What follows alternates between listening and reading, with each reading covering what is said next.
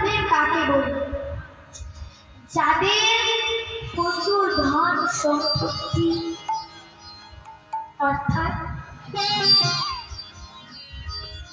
যাকে বলা হয় ধনাধিপতি, তাকেই বলা হয় কুবের।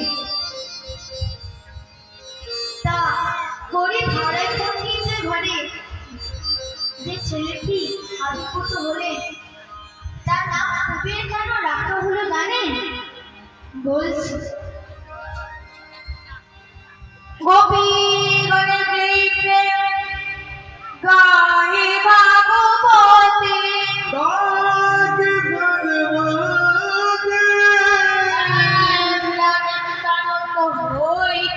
হইতে পাইবে জগতে,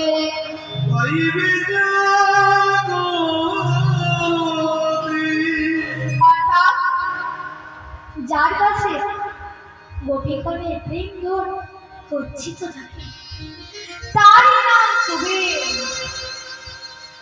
কুবের তার মাতা পিতার সোহাগে আদরে যখন একটু বড় হলেন,